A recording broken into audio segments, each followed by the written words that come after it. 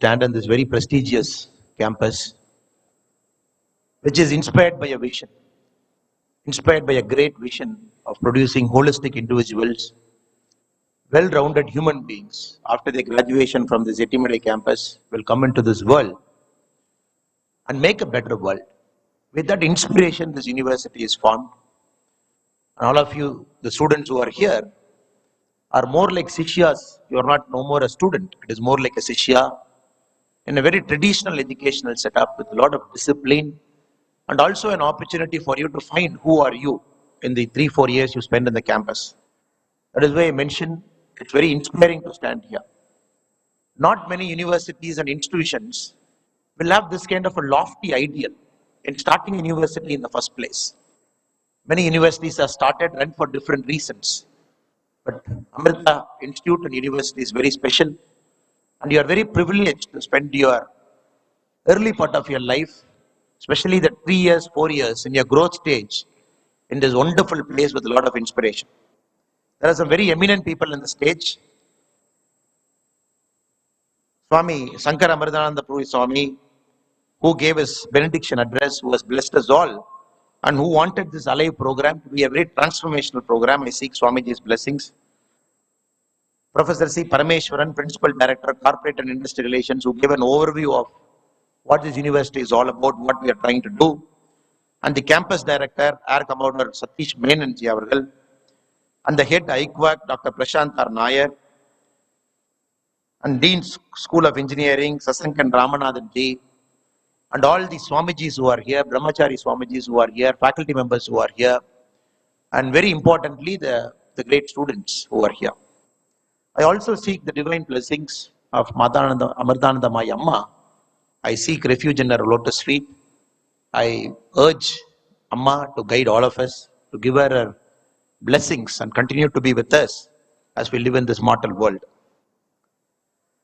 It's a very important topic. I don't think, especially in an educational setup, they invite a guest to come and talk about the role of Guru in shaping an individual and a nation. Normally, these are not spoken in an educational institution. It requires a very inspired educational institution to get into this area where invite people to talk about Guru, talk about how we can shape you as a person, and our society as a whole, and our nation as a larger component. The concept of Guru is also diminishing in many ways. No more we try to seek Guru in this 21st century with a lot of technology and information available in our handtips, where it is all in a mobile phone. You can Google anything and everything you want. And many of us think somehow we have all the answers in the world in our fingertips. There is no more reason to seek. A Guru and Shishya, the bonding is very special. The bonding is not of learning. The bonding is not of teaching. The bonding is of seeking. The concept of seeking is of a higher pedestal than a mere learning or teaching. The Guru and the Shishya only will have that relationship of seeking. But somehow the educational model, some of the areas around us, the online models, offline models, Google. Many people, if you ask who is your Guru, they say it is Google. Because Google gives me everything. I just Google it, it is all in the fingertip. But for the young friends, sometimes we need to remind them, a Guru Shishya Parampara, that is the basis of our Bharat. That is the basis of Sanatana Dharma. That is the basis of our existence here in this wonderful country. The basis itself is seeking. It is not that anybody can become somebody's Guru. It is not that anybody can become somebody's Shishya. There is a certain bond that needs to be developed, a certain acceptance, or a certain seeking that needs to be established before a Guru and a Shishya bond gets developed. If you look at the Indian country as a whole, the Bharat as a nation, if you survey it from the north to south, from the great Kashmir, and even before that, the Afghanistan, Pakistan, or the extended Bharat, what we call the Akhand Bharat, till the tip of Kanyakumari, when we look at it in totality, a lot of Guru-Shishya bond inspires us. A lot of Guru-Shishya bond, different points of time, age-old relationships, it inspires us. Even the great emperors, great kings who ruled our nation, if we take inspiration from them, from our history books, we always see the great kings and the emperors, they had a Rajguru along with them. No kings operated alone, no emperors operated alone. They all had a Rajguru with them, who operated them, who guided them, who counseled them, who gave them good piece of advice. So the kings knew what to do at what point of time.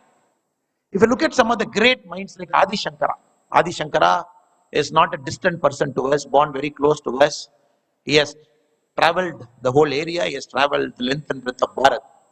If you look at the history of Adi Shankara, we all know when Adi Shankara at the age of 2, he started speaking Sanskrit very fluently. At the age of 4, he started reciting all the 4 holy Vedas. That is impossible for, if we can classify somebody as a human being. Age of 2, you start speaking fluent Sanskrit. Age of 4, you start speaking all the 4 Vedas. At the age of 12, he left his home. He took permission from his mother. He said he wants to seek, he wants to find his guru, he wants to travel this whole country length and breadth, he wants to walk, he wants to get an inspiration, he wants to find who he is, he wants to find what is he born for, he wants to find what he intends to do with his life. The journey from the age of 12, it took him across different parts of India. In the Narmada, mighty Narmada river, he found his guru, Govind Bhagavad Pada. He found his guru. But also he found his guru in the unlikeliest of circumstances. When his guru was meditating in a cave, when the Narmada was flooding, he was able to stop the flooding. So the guru find a Sishya, the Sishya find a guru.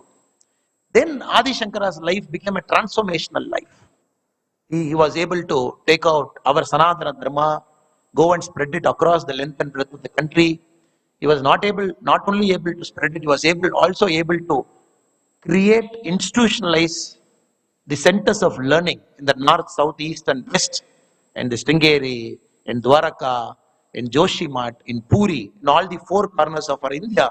He was able to keep that institutionalized form of worship. He was able to create Sri Chakra. He was able to take the Sanatana Dharma to the next level, especially when Sanatana Dharma was under severe threat. In Adi Shankara's time, we all know the concept of Sanatana Dharma, because of which we are sitting here, because of which we are in a traditional Guru Sishya Parampara, because of which we have a family bonding, because of which we live a very institutional life in a social setting.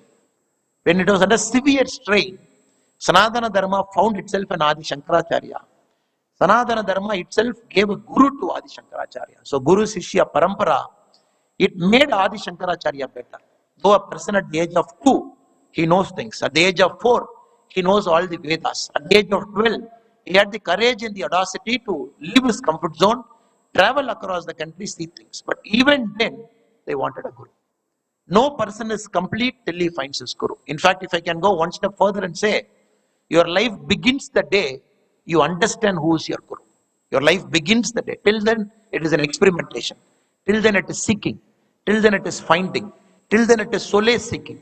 The day you find your guru, the same day you will come to know why are you born on this earth and what are you intending to do. This institution itself is a classic example of a Guru Sishya Parampara. Amma is there.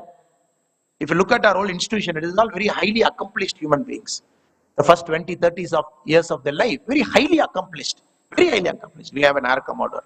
We had somebody who worked in the very highest of technical institutions in the aircraft industry. We all have people here, people who, somebody left a job in US, they came here. So all these people who are sitting here are classic examples of Sishya. And the classic example of Sishya in your institution itself is you have Dean 1, Dean 2, Dean 3, you have Dean 3s and 3 deans in the campus. You have 3 directors in the campus, Director 1, Director 2, Director 3 in the campus. If I have to look at their salary statement, if I am requesting your register, can we have a look at the salary statement of all the eminent gentlemen who are sitting here? They don't draw a salary. They do all this as a service. They are in this institution because they want to further the knowledge. They want to take the knowledge to the next level. And they go by the original philosophy of Sanatana Dharma, which classifies our life into 4 parts. You can be a small kid, then you live a life of brahmachari, then you live a life of grihastha. The final life, you have to live your life away from all the worldly beings. Whatever you have earned, whatever name and fame you have created, whatever money that you have earned for yourself, or whatever accomplishments the world has given you, the final part of our life has to be away from all these worldly beings. That is why we say, you go for vanavasa. You leave everything, you go to a forest. Doesn't mean all of us have to go to a forest and leave. It doesn't mean that way. All of us have to find a deep forest, find a tree, go sit under the tree and start chanting Om Namah Shivaya. It didn't mean that. It meant the final part of our life is all about giving back. The final part of our life is all about detachment. That is what Vanavasa means. And exactly the eminent gentlemen who are sitting in the stage with me here, whom I am having the privilege to share the stage with here, are part of that parampara, part of that Sanatana Dharma. That is why very eminently we can call all of them as very eminent Sishya of the great Amma. We can keep going examples after example. Swami Vivekananda, who is one of the single biggest inspiration for all the youth who are sitting here. Our life is not complete till we read Swami Vivekananda, imbibe his values. But even if we go into Swami Vivekananda's life, who made Swami Vivekananda? How did Narendranath Datta become Swami Vivekananda? He was a Narendranath Datta till 1881. 1881 is the year when he met his Guru, Ramakrishna Paramahamsa. Till he met his Guru, we are incomplete. We might have knowledge. We might have divine blessings. We are trying to understand what are we trying to do with our gift, do with our knowledge. Is it this knowledge is to be going to put because we need to earn money for ourselves? Are we going to use the knowledge that we have earned to further our pride and accomplishments? Are we using this to gain name and fame for ourselves? Swami Vivekananda was also a person like that till 1881. He was trying to understand what is he trying to do with his life. But many a times we all know the Guru Sishya meeting is mostly accidental. The old Chinese proverb says, when the student is ready, the master will come. Many times we keep wondering, who's my master? Is my master coming? Is he my master? He is my master? The very famous Chinese proverb goes by this adage, when the student is ready, the master will arrive, the master will come. Many times it is we, the Sishyas, who try to make sure that we are ready for that moment. It is exactly like that Narendra Datta, 1881, accidentally, he met Ramakrishna Paramahamsa. The next, he didn't get much time with his Guru. He got about 5 years before Ramakrishna Paramahamsa passed away. That 5 years transformed his life, everything. Ramakrishna Paramahamsa was a great man, we all know, after whose name we all have different. Now, Ramakrishna order is there. We are trying and find the highest state of the human elevation. We try and seek from him. But when Swami Vivekananda met him as Narendra Datta, it was more about trying to learn a technique so that he will live his life peacefully.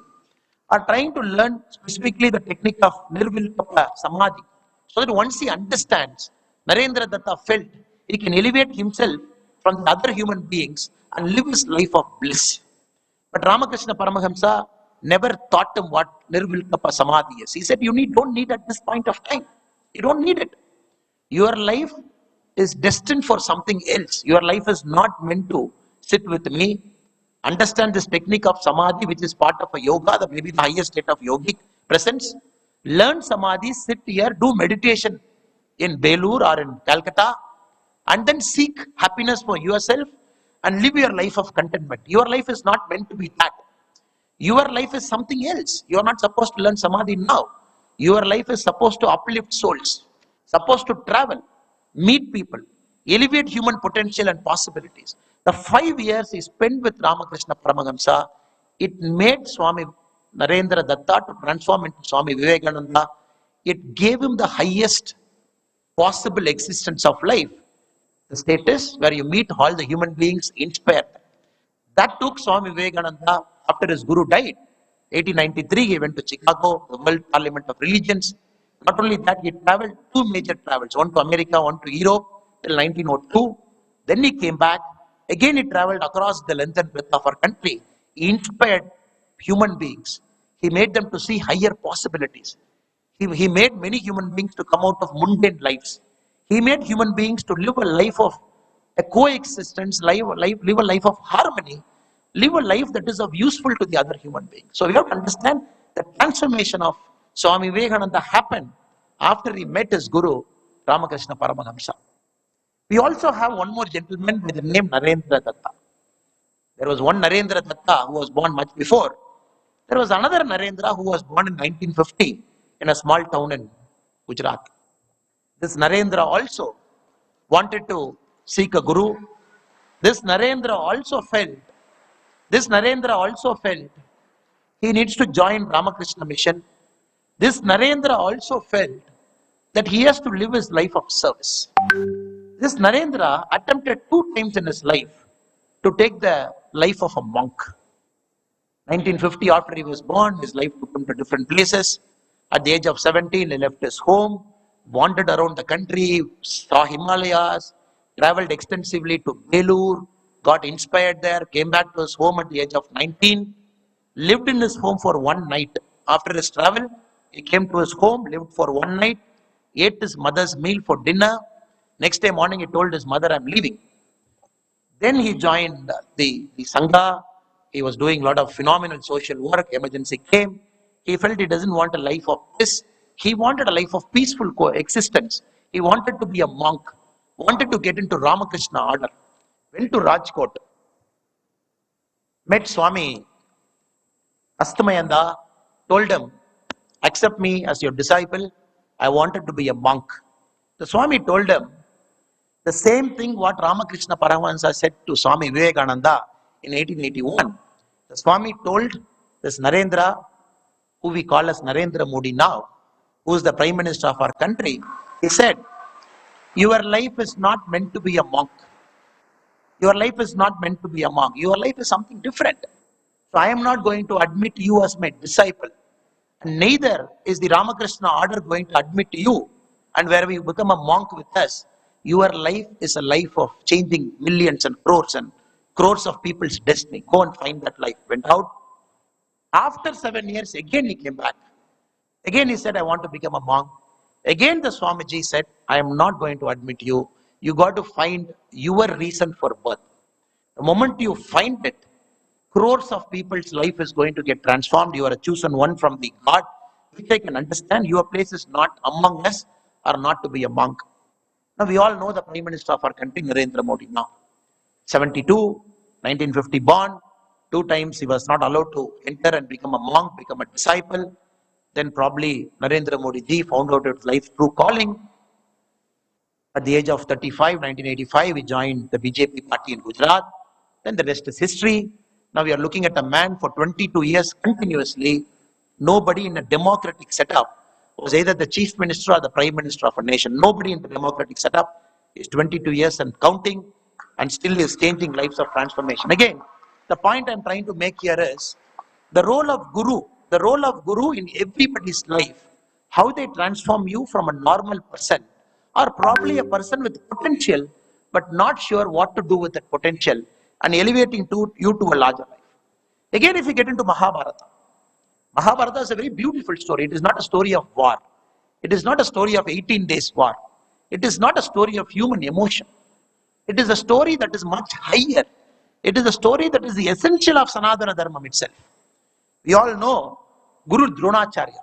Guru Dronacharya, when any disciple meets a Guru, when he wants to learn, when he or she, the Guru's mandate is to teach them without seeing their race, religion, color or their status. That is the essential quality of being a Guru. Both the Kauravas and the Pandavas learned their art from Dronacharya. But naturally there could be some disciples who excel in their art like Arjuna or Ekalavya, who excels in their art, who become masters in it. And you all know the Mahabharata war where uncles fought against nephews, they fought against cousins. It's a great story about human emotion, human tribulations, with the core essence of Sanatana Dharma, whether means is more important than ends or ends are more important than means. Why do you live a life? Why do you want to live a life? What is the larger purpose of life? The whole Mahabharata war for 18 days, it beautifully covers it. But the important points inside the story. Dronacharya, Ekalavya. Ekalavya, we all know, is a great warrior. But Ekalavya has to sacrifice his thumb.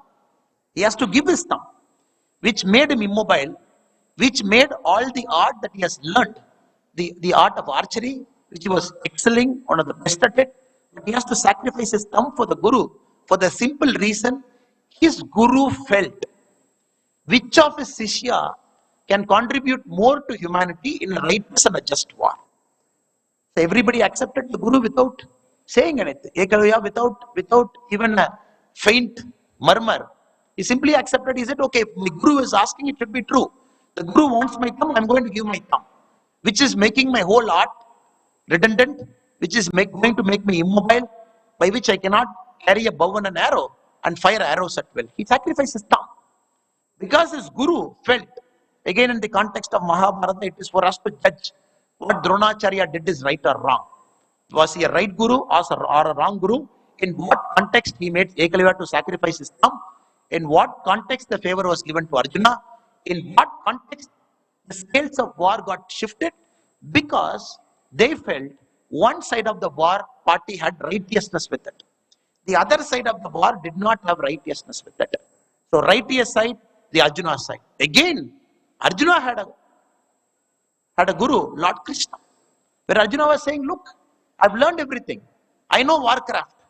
I can take anybody anywhere in the world. I have a lot of astras with me. But I am not willing to kill my own blood. I am not willing to kill my own uncles. I don't have the courage to do it.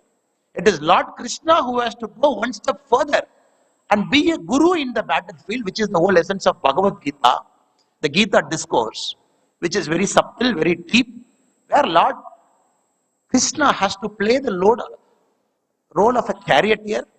When he shifted Arjuna in his chariot, they were going towards the war. In the heat of war, when Arjuna refused to fight, there Lord Krishna has to change his role to guru and advise Arjuna, guide Arjuna, tell Arjuna what to do. Thereby the Mahabharata war came to a conclusion. So if we keep understanding the whole life, the great eminent people in terms of Guru Shishya Parampara, many things we understand that it is Guru who shapes us as good human beings, who gives us that vitality, who gives the completion of our life. In fact, as I said earlier, who gives the meaning to your life, or probably for you, the day you find your Guru, then probably that is the day your life starts. Now coming to the second question, how to find your Guru? Very important question. Who is your Guru? Is teacher your Guru? You are spending 4 or 5 years of your life inside the Etimani campus. Is your Guru somewhere here? Can father and mother be a Guru? If that is the case, why do we say Mada, Pita, Guru and Daivam? Why have we kept Guru one step above Daivam? So how to find your Guru? We can give examples after examples to tell you, this people had a Guru, this people had his life changed because of a Guru. But the most important and the pertinent question now is how to find your Guru. To find a Guru, we all have to seek. No Guru comes to you. Or as I said, the Chinese proverb, the adage, when the student is ready, the master will come. Even in that, the student has to be ready. The student is ready only when the student gets into the position of seeking.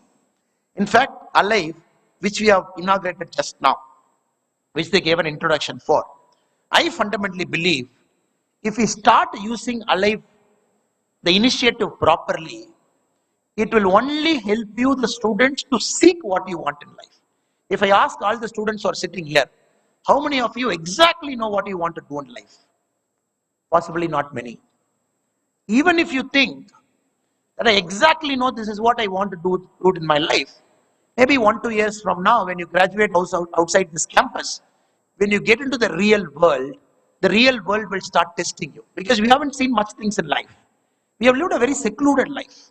Born to a father and mother, probably a privileged parents, and life has brought you to a very, very fabulous Etimadai campus right under the mountain, and you live 3 to 4 years of your life here, whatever discipline you do. But these are all very small part of your life that you have seen, very small part, very organized part, a life that is almost cultured, conditioned, which is helping you to live like this. With this, if you think you have made a decision about your life, I'm so sorry that you are very sadly mistaken. I also made this mistake. When I was in your age, when I was doing my engineering, I also felt I have to do this. Many people ask me, what do you want to do? I said I wanted to be an entrepreneur, but I felt my education is not complete. Maybe I want to start a company in Coimbatore and give employment to people, start making products, sell it. Then life took me to my MBA, which was in Lucknow, which was in Uttar Pradesh. 2008 UP is much different from what is there in 2022 UP. That is much, much different. So that gave me a different idea of India, different idea of our fellow people, different idea of why are we living, different idea of what are we going to do with our knowledge. Though it was also a campus which was producing brilliant individuals who are going out of the campus, getting placements, earning 30 lakhs, 50 lakhs, 1 crore, 2 crore, 3 crore per annum, which was on the higher side. The same campus made me not to sit for placements, because I felt after reaching there, staying in UP for 2 years, doing my course, I felt this is not the place where I was born, where I lived pretty much 20 years of my life. That was more an ordered life. This is not that. People kill here for 50 rupees. And people live very different lives than me. I am no more a person to go there and judge people. People live lives of their conditioning, their existence. Then I felt possibly this life is meant to find something truly beyond studies, truly beyond a degree. Somebody said a degree is a mere piece of paper with ink printed, with the grades printed. And probably even if you have come first in the class, it is only relative. You have come first in the class at this point of time among the 100 people in your class, relative to you, relative to your circumstance, who God has positioned here. But when we put you out in the open world, in the whole universe, under the whole cosmos, then probably you understand it's a bigger people out there, probably a larger data field out there. The ranks don't matter. Rank is only a relative term within the campus. So that is why a degree, we call that as a mere piece of paper with something printed on it. So moment you think that you know what exactly you want to do in your life without traveling, seeking, learning, trying to meet more people, making mistakes, going through life's challenges, probably reaching the success, the failures of life, till then it's a testing cycle for us.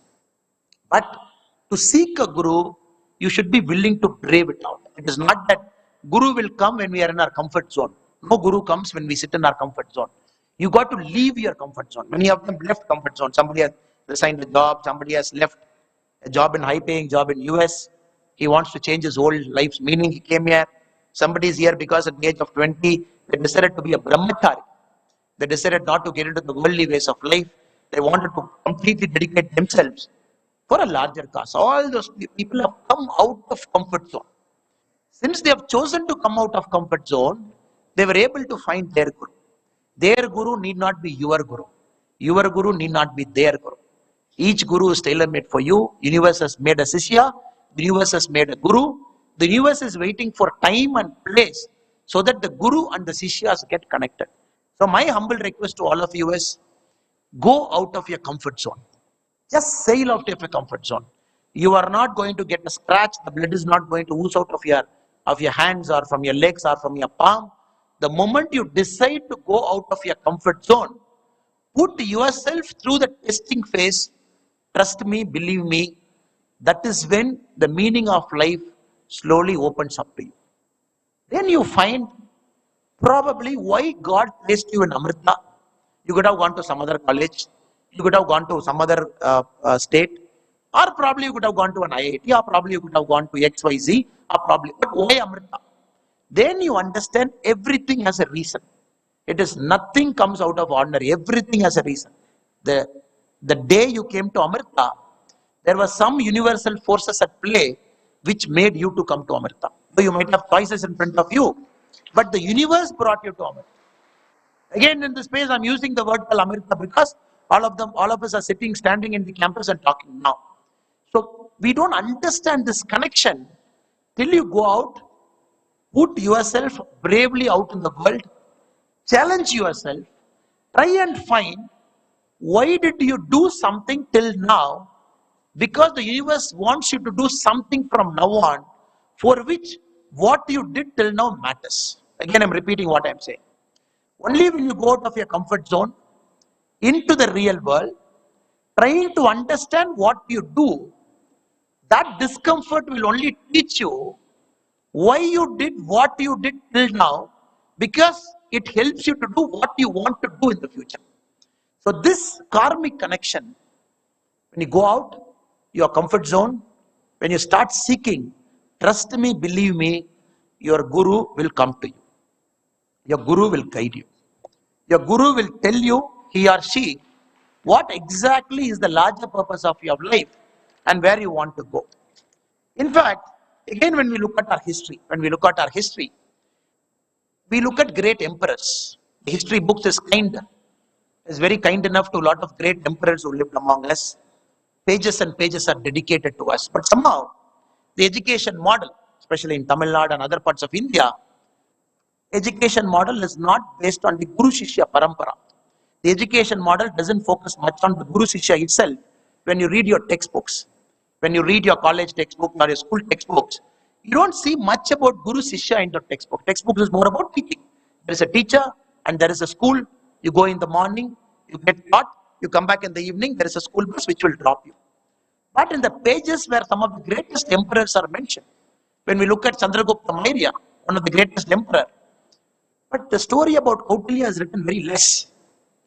But Kautilya, who was his guru, who motivated Emperor Chandragupta Maurya to start a dynasty which ruled pretty much the whole of India, which pretty much traveled to the east and west of our country. But Kautilya's role is very important. That is why Kautilya had to write a book called Arthasastra for his king to guide him on the nuances of administration, nuances of dealing with people, because a guru, more than a Shishya, he had to write a book which we read now.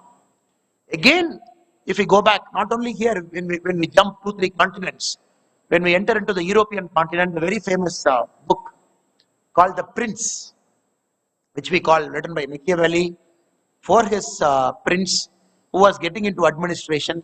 Machiavelli has to write a book called The Prince, which is right or wrong in our own way. Again, an essential guiding philosophical document by the guru for his Shishya, because he wanted his Shishya to follow this. Again, the great Vijayanagara kingdom. When we go to the Vijayanagara kingdom, which was instituted by Hakka and Bukka, we all know the great names of Vijayanagara kingdom who came much later, who fought some of the greatest wars against the Islamic invasion, against the different invasions, who gave us the beautiful Hampi, who gave us some of the beautiful administrative points, but which was founded by the Hakka and Bukka. They had a Rajaguru called the Vidyaranya. And Vidyaranya, the first Rajaguru to Hakka and Bukka, he guided Hakka and Bukka not only to create a dynasty, not only to create a Vijayanagara empire, but also to create an empire which was lasting for centuries. Each subsequent king who came after Hakka and Bukka, like Vidyaranya, each had a guru to guide them. The eminent name Rajaguru was given to them. The prime minister, the president, wherever you go, they all have Rajagurus whom they have accepted as their guru, as their moral philosopher, to guide them in times of crisis, to guide them in times of opportunities, to guide them in making decisions that benefit humanity as a large. So my request to you, brothers and sisters who are sitting here, to start the process of finding your guru, to start finding the meaning of your life, to start finding why God has created you, to start finding a life of meaning. And more than that, faster you find it, better all the tensions are. Because right now, we live in a very competitive world. As we speak now, I'm sure there could be some faculty members sitting here would be pushing you to attend some workshops or something which will help you in your placements. It must be true. Because third year, fourth year placement is coming. Amrita has to achieve 100% of their placements, correct? Is it true? There will be a placement coordinator sitting in this group. It should be true, correct? There will be a placement coordinator here, probably the CSR head, who will tell you, come on, you got to attend that extra workshop, you got to get 10% placement. True, they are doing their role of an educational institution that you got to get placed 100%. But if one of you among the students here, who takes a bit of time, who goes to the placement office, sits with the placement officer and say, sir, I want the details of last 20 years in Amrita, the students who got placement. I want the details.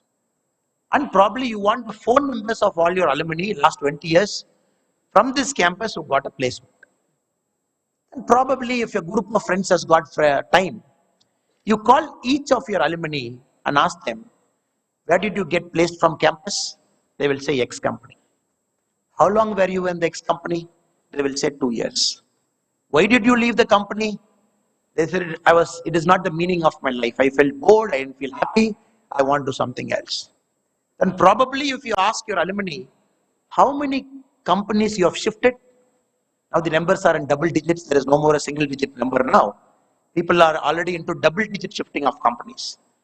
It is the age-old time when people join one company, stick with it for 35, 40 years, they come out unscathed. Now, when you ask your alumni yourself, How many companies you shifted? Do you find happiness? Do you find joy? Do you feel all the money that you are earning? How much of it is going into paying EMIs? How much of it is going into paying EMIs for your flat, for your car? You will find most of them live unhappy lives. The money that you earn, the company that you work, doesn't have any direct proportion to the happiness that you get. The happiness comes in only when you find the true meaning of your life. So probably when you do this exercise, some of you are bold enough, after I leave this talk, bold enough to approach a placement officer and ask him, sir, I want the data. The gentleman speaker who came, he gave all this. I want to check whether it is true or not. I want to put an email to all my alumni, document their life after Amrita. Or any campus, you take any campus randomly. I want to document their 20 years of life, trying to find at which point of time they found happiness. You'll be very surprised. There is a course in Harvard. There is a course in Harvard trying to find the happiness. Course in Harvard which teaches you how to find happiness with complex mathematical model. Or there is a course by the very famous professor. The name of the course is What Money Can't Buy, by a very great professor called Michael Sandel. Michael Sandel is one of the greatest philosophical professors of our time, who teaches in Harvard, Stanford, and all some of the best institutions in the country, in the world. The course itself is What Money Can't Buy. So if you go to some of the best campuses in the world, no more they teach humanities, no more they teach technical, no more they teach engineering, no more they teach cutting edge science. Some of the great universities in the world have already got into philosophy now. They've already started teaching philosophy. Now many of the students, the credits if you see in many of the campuses, more than 50% credits they're giving to philosophical courses, trying to understand what is my life, trying to understand what is the happiness in my life, trying to understand, like Professor Michael Sandel, his course can, you just Google after the speech, Professor Michael Sandel, and his course is one of the highly rated. Not everybody gets a seat. There is a big fight on the campus to get into Michael Sandel's course. He has written a book also for people who can't get into that. He has put all his lectures online for free. You can see all his Michael Sandel's lecture online on YouTube. You can buy a book which goes by the same name, What Money Can't Buy. You can read it. The reason I'm trying to tell you, brothers and sisters, is you should not make the mistake that we made. If we have made about 7-10 years of our life experimenting with life, doing an MBA, doing an engineering, trying to do what we want, then probably doing a job, going there, coming here, trying to see what gives us happiness, you need not travel in the same path. You need not travel. You can be bold enough to risk your life, bold enough to come out of your comfort zone, bold enough to understand what is your life meant for. That is the time, trust me, a guru comes. A guru comes only when we have a certain sense of clarity. And it is not that you will accept your guru. In the case of Narendra Datta, later Swami Vivekananda, he tested his guru. He tested his guru. He asked Swami Ramakrishna Paramahamsa, is it true? Are you really a monk? People say you don't touch money. Can I check it? Ramakrishna Paramahamsa said, look, I have crossed my material desires. Money doesn't matter for me. In my mind, 1 paisa is equal to 1,000 crore. I don't see a value difference between both. I treat both same. When a person in his highest state of emotion treats 1 paisa and 1,000 crore in the same way, for him money doesn't matter. There is this very famous story where Swami Vivekananda, Narendra Datta, wanted to test Ramakrishna Paramahamsa. So one day, when his guru was not there, he put some coins under his guru's bed. He was observing when Ramakrishna Paramahamsa comes inside the room, when he sits on top of that cloth, what will his mind say? When Ramakrishna Paramahamsa entered the room, when he sat on that bedsheet, immediately he started jumping. He's like, there is something under this. I could feel it in my body. See what it is. Then Swami Vivekananda took this bedsheet. He said, there are coins inside, money. So likewise, it is not that Swami Vivekananda just accepted Ramakrishna Paramahamsa because he's a great man, a great monk. I will accept him as guru. The testing phase happens. It is not that Ramakrishna Paramahamsa accepted Narendra Datta at the Sishya because for him also a test happened. He said, what do you want to do? Narendra Datta said, I lost my father. I want to make money. How do I make money? Teach me. Ramakrishna Paramahamsa said to him, see, there is a very famous Kali. Go pray to Kali. Kali will give you money. Narendra Datta went to Kali temple, looked at Kali, prayed, I want money. No money. Finally, Ramakrishna Paramahamsa asked him, why you are not getting your money? You are playing Kali, right? Kali should give you money. Sorry.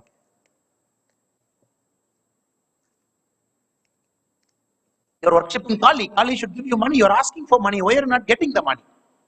Then Narendra Datta said, Guruji, whenever I went before Kali, whenever I wanted to ask money, the moment I saw Kali, the thought of asking money never came. I became blank in front of Kali. So how can I ask money? So Ramakrishna Paramahamsa told, that is a lesson for you. Your life is not meant to be like a merchant, where you will count money, seek happiness in money, seek pleasure in money.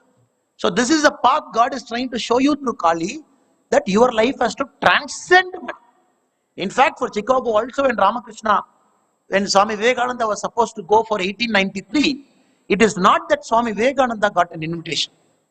The Ramanathapuram king from Tamil Nadu got that invitation.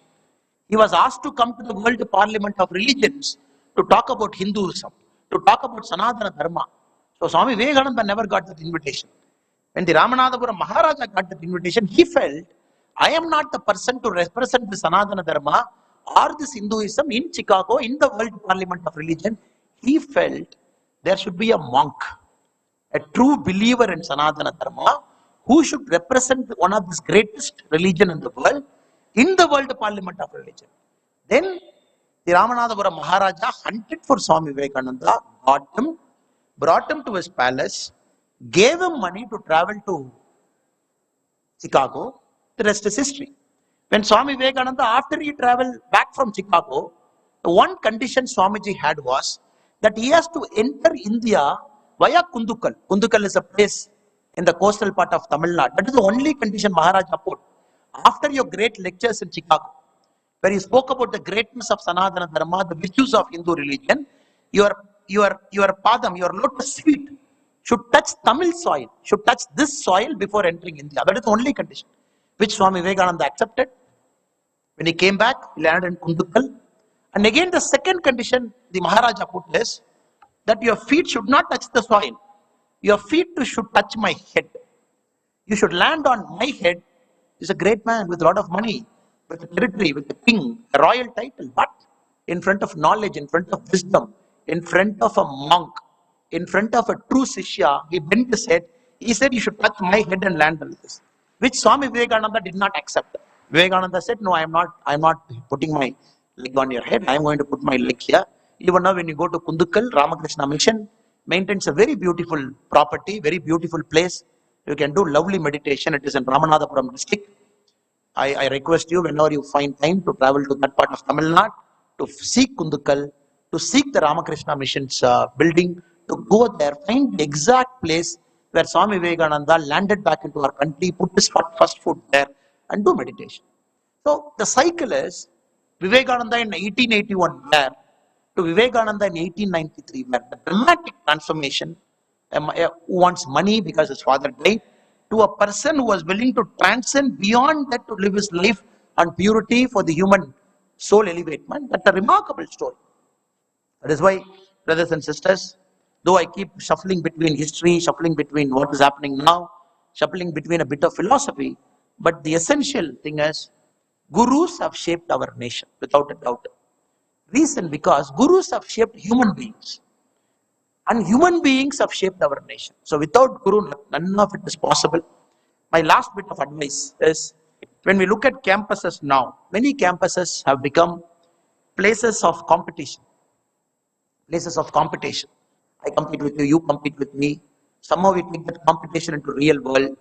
Somehow we take that competition into jobs. That is the main reason for us leaving jobs. After that story of 20 years of your alumni who have left jobs, probably when you sit down with your faculty members, try and understand, why did people leave so many jobs? Probably you will understand, many of them took their competitiveness from the campus into their job also. Competitiveness means They're giving you 12 lakh salary. Let us imagine in a company 1 lakh per month. Let us take it as an example. Your life is perfectly fine. You are living within your means. You have a family. You are taking care of it. But why do you want that next 3 lakhs? Only because that money is extra. Maybe you want to go to that company. You're shifting. Then probably after 2 years, you want that extra another 10 lakhs more because you can make your material comfort more. You go there. This is exactly Swami Vivekananda. He describes human mind. He says a human mind is like a monkey. Monkeys are good. Monkeys are not bad. Monkeys, they jump from place to place. Monkeys are okay. And many a time we have monkey gods also. True God, we worship them. And Vivekananda, he goes one step further. He says, it is not an ordinary monkey, but a drunk monkey. A monkey which has drunk toddy, which is drunk. Toddy monkey is also okay. Sometimes it is abnormal, sometimes it is normal. So, chalega. And Vivekananda, he goes one step further. He says, not a drunken monkey, it is a monkey that is drunk, after that bitten by a scorpion. Just imagine, 3 things are happening. Monkey, the nature itself is jumping. That monkey has drunk, and that monkey is bitten by a scorpion in a tree. Just imagine the level of uncertainty and panic that monkey will have. So Vivekananda says, a human mind, if it is not conditioned well, he says your mind is worse than a drunken monkey bitten by a scorpion. The essence of Vivekananda, the depth of his teaching when he compares human mind, or when he has written the very beautiful treatise for Yoga Sutra, the first English treatise written by Swami Vivekananda himself for Yoga Sutra, especially the first sutra where it talks about mind. He talks about the mind is much worse than a drunken monkey bitten by a scorpion.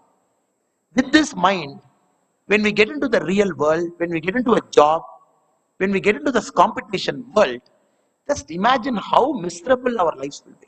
How miserable our lives will be. Switching jobs, giving more time to a company. Many people live unhappy lives because they're not able to give time to their family. 18 hours, 19 hours, 20 hours goes into a job because you got to earn that promotion, get into the next thing, because you want to earn the brownie point among your colleagues because they say you are hardworking, you are a great person. Some total of it, at the age of 35, 40, we become very blank about life. We don't know what to do. The money is there in the bank account, but the money will not have any use for you.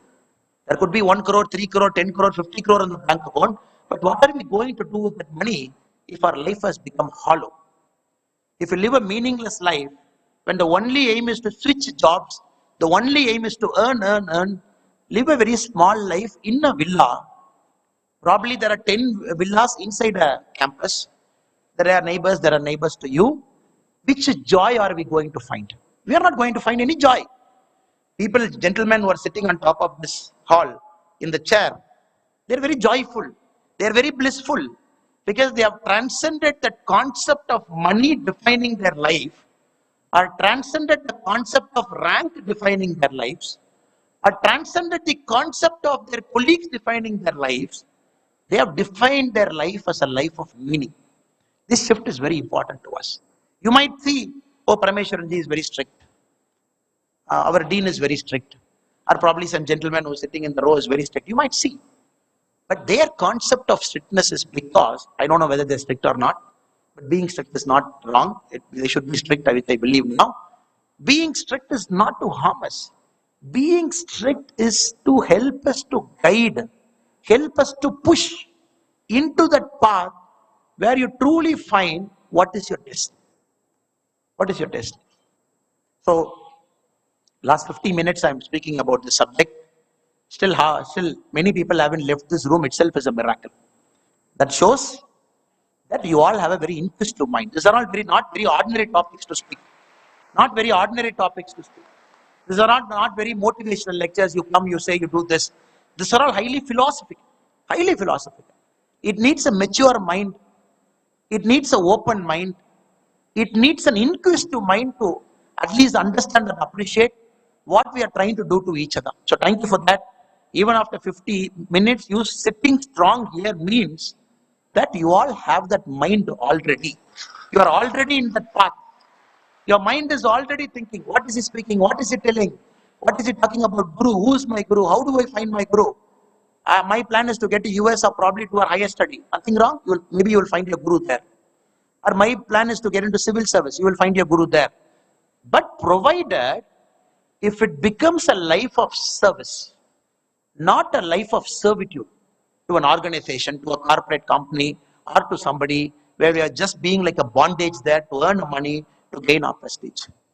So I humbly submit my thoughts to you. It's a Guru Sishya Parambara. Some of the greatest achievers in our country, in Bharat, they all had gurus who guided them. A guru essentially is more like giving you that 1 degree shift. If an airplane which is starting from Coimbatore today, the pilot will say, no, no, no, no, no. I am going to just take off with a ½ degree shift towards right. Let us imagine the pilot is telling, no, I am a skilled pilot. It's a beautiful aircraft, highly maintained aircraft. 216 passengers are sitting inside. The plane is supposed to go from Coimbatore to Calcutta. But somehow the pilot in his wisdom says, I am going to take a ½ degree shift in my life. The takeoff will be ½ degree. If the plane deviates ½ degree from the starting point, my dear brothers and sisters, probably he might land in Vietnam or Indonesia, probably somewhere else, but not in Calcutta. So our life is all about that ½ degree shift. The small mistakes, the small shifts we take, the small decisions we make without fully not understanding the gravity of our life. So let us seek our Guru. Let us seek our Guru by paying our dakshina, by being a good seeker, by keeping an open mind, so that we don't take that ½ degree shift. Even if we take that ½ degree shift, it should be a shift with a purpose. Maybe accidentally that ½ degree might take you to a new place, agreed. But that has to be with meaning, not because of an ego I am taking an ½ degree shift. So I hope and pray under the lotus feet of Amma that you all should find your Guru very soon. And that Guru should guide you. And Guru deserves a dakshana. No Guru works for free. In this material world, dakshana doesn't mean a check or an ATM card transaction or a Paytm or a Google Pay, where you put it to your Guru's cell phone and say, my dakshana is done. The dakshana is something more. Dakshana is giving a thumb. A dakshana is beyond that also. Sometimes when the Guru feels that you have to live your life of this out of your comfort zone, which Ramakrishna Paramahamsa told Swami Vivekananda, do this, which Swami Vivekananda are willing to do that out of his comfort zone. That is a dakshana for your Guru. Many a time what you hear from your Guru will not be pleasing to your ears, will not be nice, you will not feel happy. But if you trust that Guru, you got to trust that wisdom. Because the Guru knows something which your mind doesn't know now, because your mind is clouded. It is like a monkey, a drunk monkey bitten by a scorpion. So many a time, even when you find a Guru, please don't allow your self-doubt to overtake the wisdom of that Guru. Sometimes trust him or her fully. Even if it is inconvenient, you trust it. Because it will take you to a place where you are supposed to go, where your destiny is supposed to take you. Trust that process, trust the karmic connection, find out that Guru faster, develop that mind of seeking, and live a life of joy, happiness, blissfulness, of meaning to others. Last but not the least, I have to thank the volunteers from We the Leaders Foundation. We the Leaders Foundation is purely run by these volunteers like them. Somebody is an architect, somebody is a doctor standing there, somebody is a businessman, somebody is an engineer, but they all chose to give their time. I call myself as only a mentor, and I don't call myself as a chairman or a leader. Somebody, I'm one among them, they're one among me and one among us. So these people have decided to give a part of their time to a foundation which is trying to do something that is greater than our life's existence. Maybe change somebody's farming habits, change somebody's reading habits, change somebody's learning habits. Create a dialogue-oriented development where people will talk among themselves and decide what kind of development model they want. So all the gentlemen standing in the white shirts, I really appreciate them. I really thank them for keeping this foundation running, for giving me an opportunity to come and meet you in this wonderful Amritandamai campus. So with this, my pranams to all the Guruji sitting here, my humble pranams to Amma. So you all should find your Guru sooner. Thank you so much. Bharat Mata ki Jai.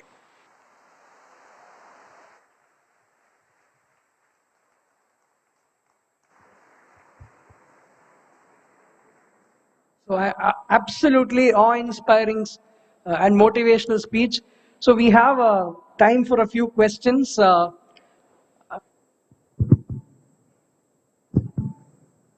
Please ask the youth. Good morning, sir. Please introduce yourself and ask the question. I am Ananya R from second year CSE.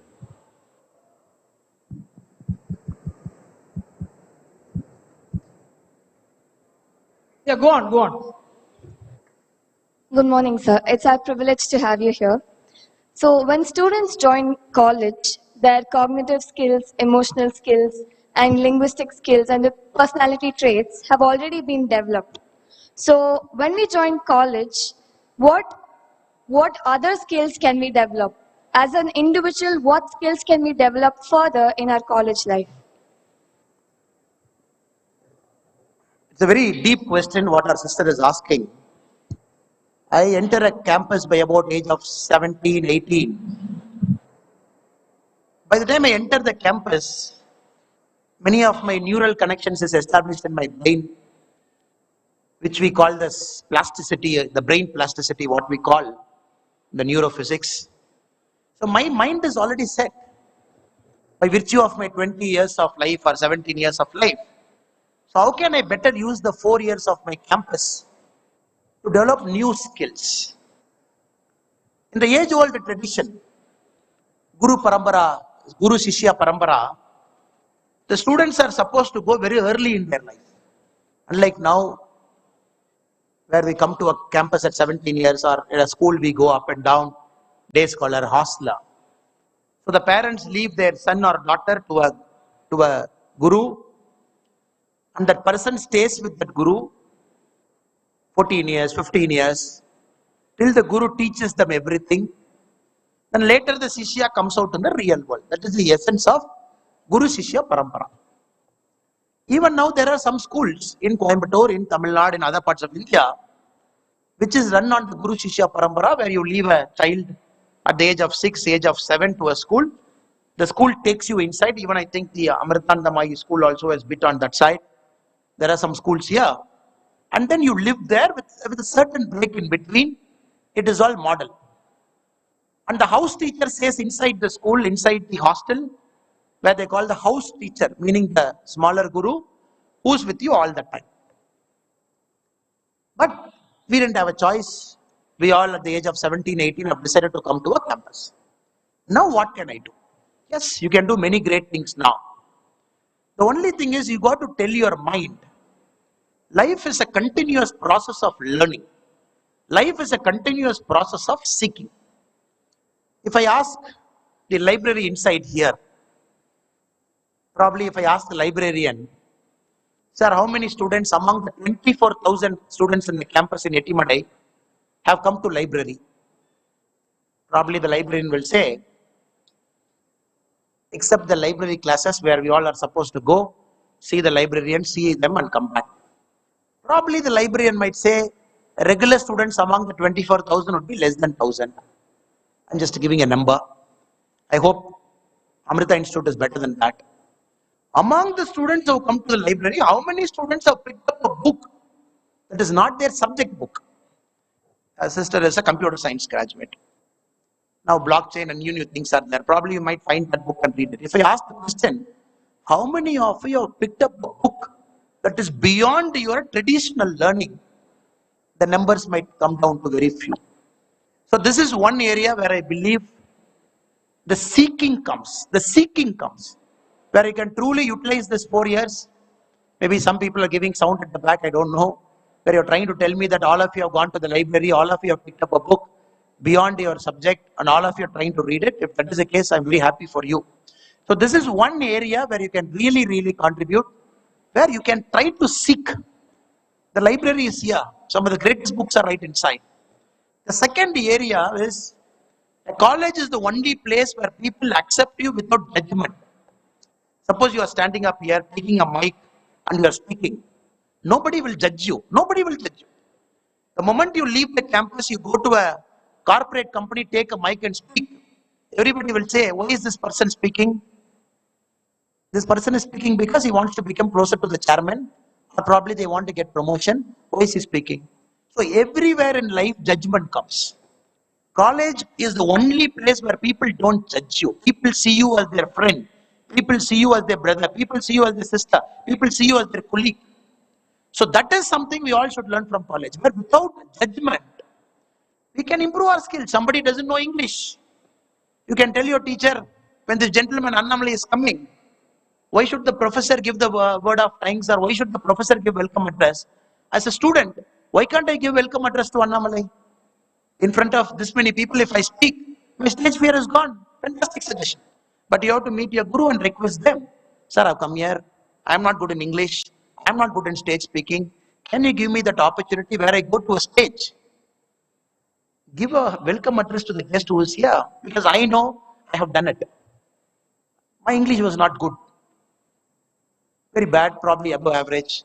But I thought the only way I can learn better English or probably overcome the stage fear is request my school teacher daily morning, can you allow me in the assembly where I can read the newspaper? Second stage, there little bit of fear is gone. Stage 2. Then in college you request the professor, will you allow me to go and give the welcome address? I told the professor, the first welcome address people will laugh because I am half them afraid. I might forget lines. I might still see a piece of paper and read it. It's okay. It's okay. You are here to make mistakes. We are here not to judge you. We are here to make you as well-rounded human beings and fantastic individuals. Or possibly, can I give a vote of thanks? We don't need flowery vote of thanks. We don't need flowery welcome address. All we need is a person coming here. If you have the courage to come here, in this mic, stand here and talk. I think it is 2 years of your learning you will get here by standing here. Any of the students there, probably next time if you think you have a bit of stage fear, I don't know how to speak, please use this opportunity in campus. Request your teachers, the teachers or your gurus, they will allow you, come and speak. Even when the Prime Minister is coming, sitting here, you give the welcome address for the Prime Minister. What great stage you will get beyond that. All your fear is gone. There's no more fear. You might come, you might, with trepidation, you might walk into the stage with fear. The moment you walk out the stage, you are a different man. You are entering the stage as Narendra Datta. You are walking down as Swami Vivekananda. That will be your life. So that is the second thing you can learn, where without judgment people accept you. The third thing is you can work on what you want to do in life. You want to become this? Do you have the skills? You might not have the skills, you can work on it. So I would say, even if the neurons are formed, even if the brain plasticity is there, which has achieved a certain degree of maybe 70-80% of formation, but still college often offers you the place where you can explore life, you can seek things, you can become a seeker all throughout. So I hope and pray that all of you try and do it, because I haven't done it. I did a little bit here and there. After coming out of college, I felt I should have used my library better. I should have read books there. I didn't go often to my library. That was a mistake. That is after the campus we all felt. But we have utilized some part of the campus by taking the stage fear out and everything. I hope you will use the 4 years of your life purposefully, because it is not going to come back. Maybe after you graduate, you call up Professor Parameshwaran here, you tell him, sir, I graduated in 2022. 2024, I felt I should have utilized the campus properly. Can you give me three months inside? The first thing he will say is get out. Because we are respected till we are inside the campus. After you go out, you are an alumni. You are no more a student. So use it till you are inside. The moment you go out, you don't get the same degree of independence like how students get here. Thank you. Next. Next question. Please introduce yourself. So good morning, sir. I am Hariharan from Chennai. I'm doing my second year in aerospace engineering. Sir, it's very glad to meet you. And we know that you were an IPS officer, and you are having a very inspiring lifestyle. People of Karnataka, and of course here everyone loves you a lot. So could you share us who inspired you? Because you inspired us in a very long term.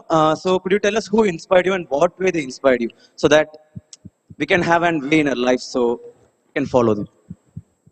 Thank you, Hari. I'm not sure whether I really inspire you. I live my bit of life, and Maybe if you can take something here and there, I'll be very grateful and happy for that. My life is life of a bit complexity in the initial side, where at the class 12, if somebody asked me what you want to become, I was clueless. There are only two choices in front of me, either to become an engineer or a doctor. But I felt studying medicine would be tough. At the class 10, you have to decide whether biology or computer science. I said, I cannot do that. I'll take a simpler one. I took computer science, then engineering. Again, engineering, I don't know. Again, why mechanical engineering, I don't know, but I studied. But after finishing the mechanical engineering, if somebody asked me what you want to do in life, I said, I don't know. I said, I don't know. When many of my friends in the class, they all took up a job, I was the only guy in the class who never took up a job, because I didn't know what to do with the job, whether to go join, go through the training, work, because I didn't know what I want to do. So this thing was there for me for a long time. Then MBA, Lucknow, UP by fate. There's some kind of an understanding I got about life. Okay, maybe this is what I want to do. I want to serve people, help others, make my life more meaningful. Probably I felt civil service is the better one, went there. Civil service is a huge teaching in a country like India, where you have one IPS officer and IAS officer for one district as the SP and the collector. You deal with an average of 14 lakh to 20 lakh people in the district, all kinds of human beings. 1 to 3 years you spend in the district as the SP of the district. You see all kinds of things. That was a cop. You see death, brother. Death. Death is a great teacher in life. Great teacher in life. Great teacher. Nothing teaches you more about life than a simple death. And unfortunate to see a lot of deaths.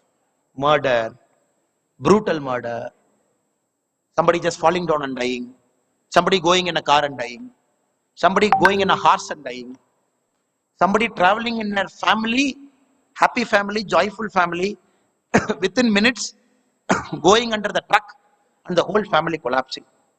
Or in some cases, extreme cases, in my book I've written, the rape and murder of a 10th standard girl. It is also a death, a horrible death, a death which we wish shouldn't happen to any other person. So all this process when you go through, I somehow felt your soul gets cleansed. Because you have to see everything. You have to hear everything. You have to see the photograph. You have to see the postmortem. You have to see all those horrible things. And more than that, you got to sit with the parents, explain to them this has happened. Just imagine. Many a time, unfortunately, in being a cop, we will be the first person telling their parents that their loved one has died. They're shocked, they're crying.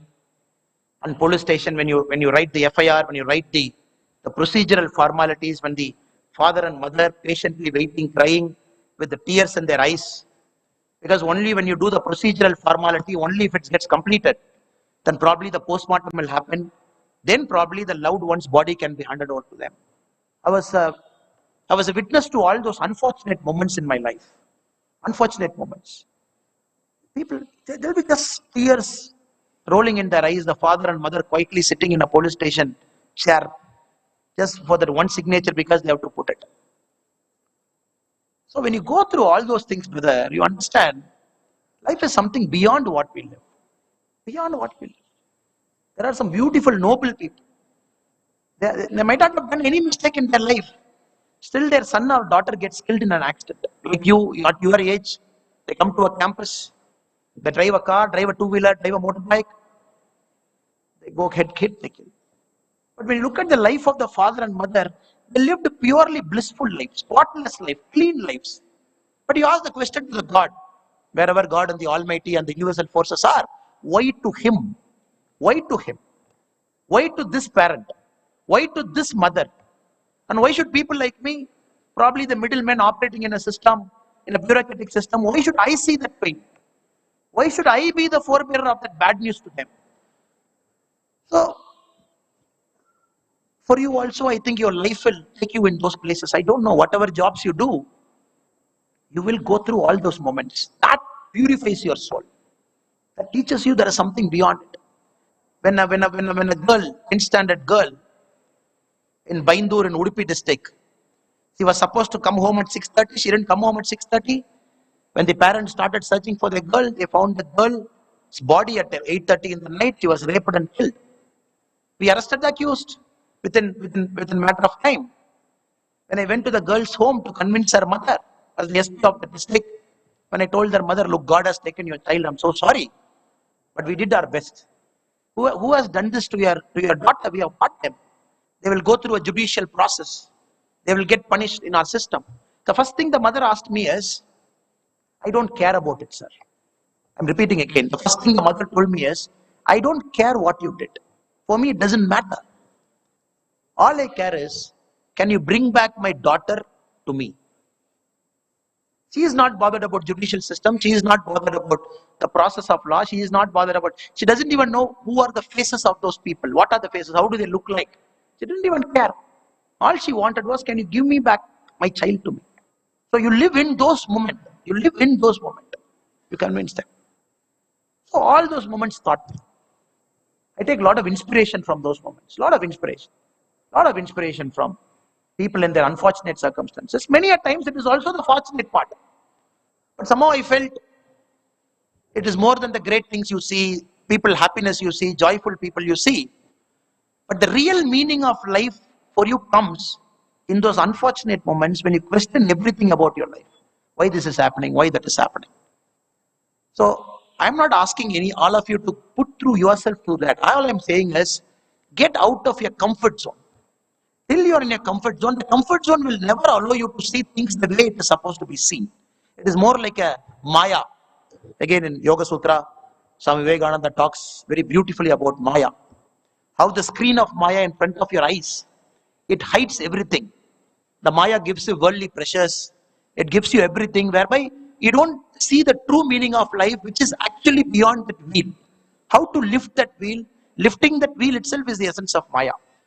So only thing I would tell Hari is, I cannot pinpoint one guy, two guy, three guy here, but I can pinpoint thousands of people who taught me.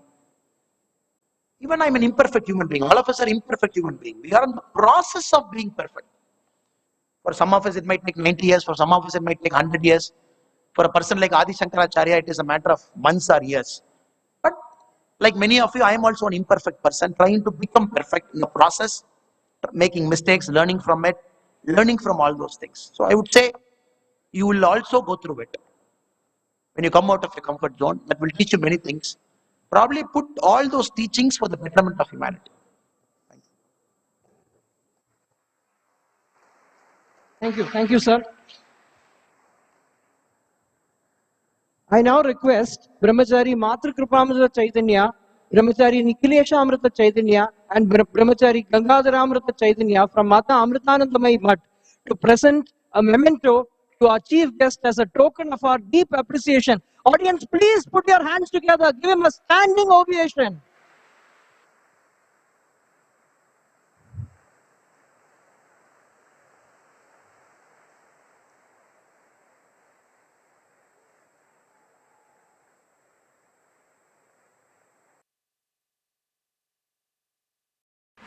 There is a way to open a world of opportunities with the most reputed companies of the world. The way 96% of our students secured placement last year, with top ranks and coveted accreditations to show for them. The MBA programs at the Amrita School of Business. Admissions have opened. Apply now.